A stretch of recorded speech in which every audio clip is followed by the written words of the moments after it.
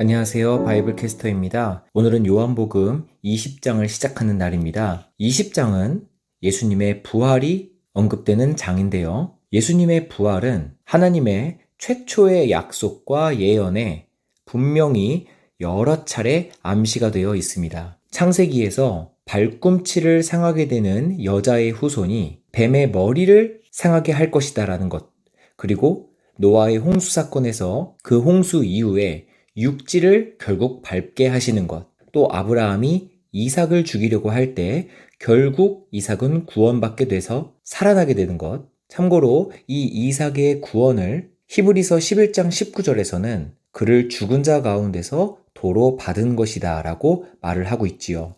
또 출애굽기 6월절 이후 사흘 만에 홍해를 건넌 것, 이것을 통해 애굽으로부터 완벽한 독립을 이루지 않습니까? 이 밖에 예수 그리스도의 부활은 구약에서 수없이 암시되어 있지만 역시 가장 진하게 드러나는 곳은 또 요나서라고 볼 수가 있겠죠. 그 물고기 뱃속에서 3일 만에 나오게 된 사건 말입니다. 하지만 이런 것들은 앞서 말씀드린 바와 같이 다 암시에 불과합니다. 그러나 예수님의 공생의 기간에 이 암시는 명시가 되어서 예수님 스스로 자신이 부활할 것이라는 걸 수차례 제자들과 세상에 선포하시기까지 하셨죠. 그 부활이 지금 일어나는 장이라는 것입니다. 이 요한복음 20장이요. 우리가 익히 말하고 있는 그 복음이라는 말 안에는요, 구세주의 순환을 일컫는 것만은 아닙니다. 그리스도인의 복음이란 곧 그리스도께서 우리 죄를 위하여 죽으셨다라는 것, 그것이지만 뿐만 아니라 우리를 의롭다 하시기 위하여 성경대로 다시 살아나셨다라는 것까지를 포함하는 것이죠. 이것이 바로 고린도전서 15장 1절부터 4절의 이야기 아니겠습니까? 영광스러운 장, 이제 1절부터 본격적으로 시작해 보도록 하겠습니다. 1절, 안식 후 첫날이라는 말부터 시작이 되지요. 이 1절의 첫 단어는 굉장히 중요합니다.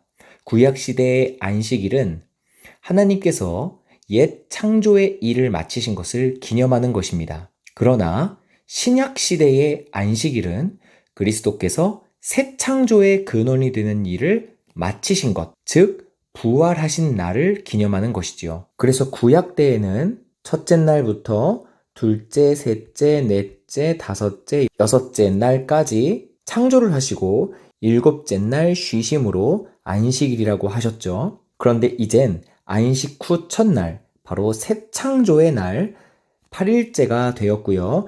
이 8일째 다음에 9일, 10일, 11일째가 되는 것이 아니라 계속 이 8일째의 연속이라는 것입니다. 그래서 우리 신약의 성도들은요, 예수님께서 새 창조를 마치신 8일째의 날을 살고 있는 것이고, 그래서 이것에 대한 상징성으로 구약 때의 할례를 나은 지 8일 만에 그 할례를 받게 하심으로 이 메시지까지 하나님께서는 암시하고 계셨다는 것입니다.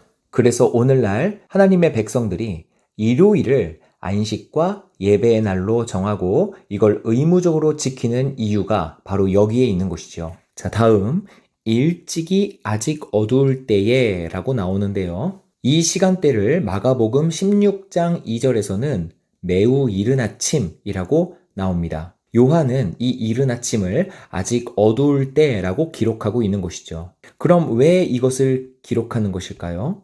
바로 막달라 마리아가 예수님을 그토록 사모하였다라는 걸 이야기하고 싶었던 겁니다. 이 막달라 마리아가 무덤으로 온 것에 대한 것을 충분히 고찰해 보고 싶습니다. 여러분, 막달라 마리아는 무덤에서 로마 경비병들을 보게 되리라는 것을 알았음에도 불구하고, 또 큰 지진이 났었음에도 불구하고, 또 그녀와 동반해주는 남자 제자들이 아무도 없었음에도 불구하고, 그리고 지금 6월철 축제 중이라 그 디아스포라, 흩어져 있던 유대인들 때문에 성전 벽 근처에 여러 집들엔 정말 수많은 낯선 위험한 사람들이 지금 잠을 자고 있었음에도 불구하고 치안에 안전하지도 않았던 상황이라는 것이죠. 그럼에도 불구하고 그녀, 바로 7 귀신을 쫓아내 주신 그 자신의 구세주, 그 예수 그리스도를 향한 그 사랑으로 인하여 그녀는 구세주의 시체가 놓여있던 장소로 이끌려서 갔던 것이죠. 여러분, 이것은요, 그녀의 이런 헌신 이야기야말로 현대 교인들을 굉장히 부끄럽게 합니다. 하나님께서는 당신을 사랑하시는 백성들을 찾는 것이지 지식을 더 많이 갖고 있는 자를 찾는 것은 아니라는 것이죠. 이것에 대한 근거가 뒤에도 나오니 계속 공부해 보도록 하겠습니다. 그래서 무덤에 와서 돌이 무덤에서 옮겨진 것을 보고 이 돌은 천사가 치웠다라고 복음서에선 나오죠. 2절입니다.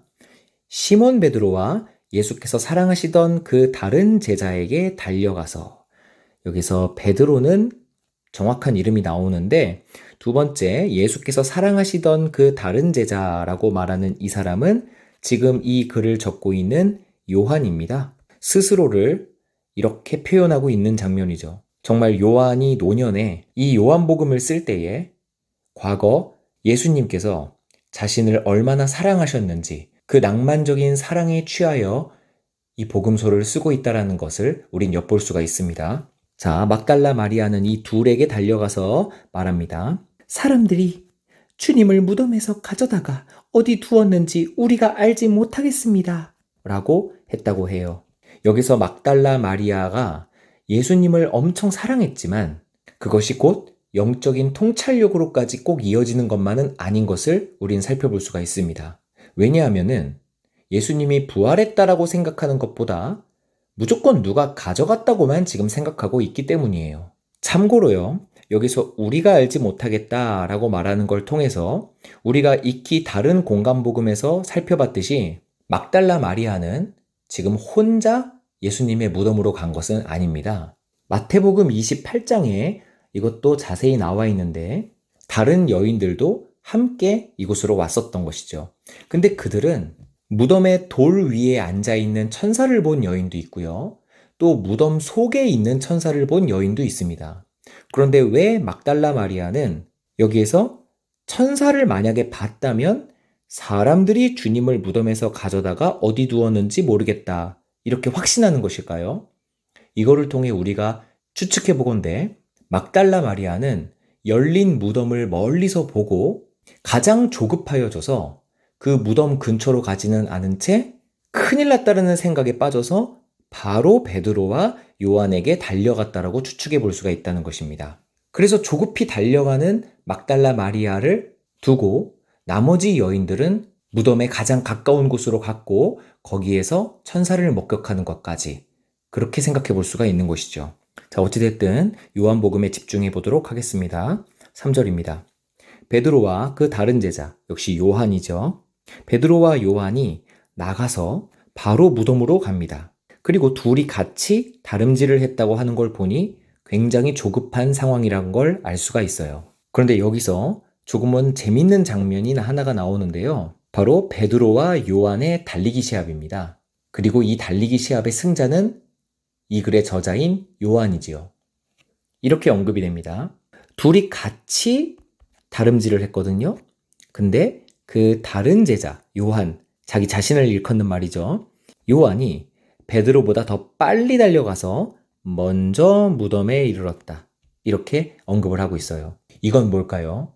요한 스스로 자기가 복음서를 쓰고 있는 마당에 베드로와의 달리기 시합에서 자기가 이겼음을 좀 어필하고 싶었던 걸까요?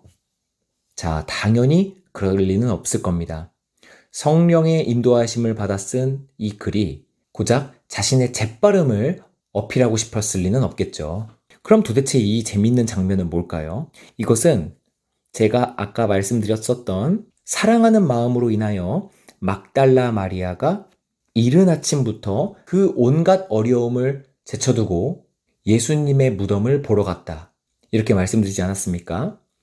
이것의 연장선이라고 볼 수가 있습니다. 제가 2절에서 늙은 요한은요, 예수님께서 공생애를 사셨을 때에 자기를 얼마나 아껴주셨는지 그 추억이 아주 많았던 제자였던 것 같아요. 정말 스스로가 나는 정말 예수님께 남다른 사랑을 받은 자였어, 이것을 스스로 끊임없이 느끼고 살아가고 있는 것이죠. 즉, 예수님을 사랑함의 차등적인 표현이 여기에 암시가 되어 있다고 본다는 것입니다. 오늘은 여기까지 하겠습니다.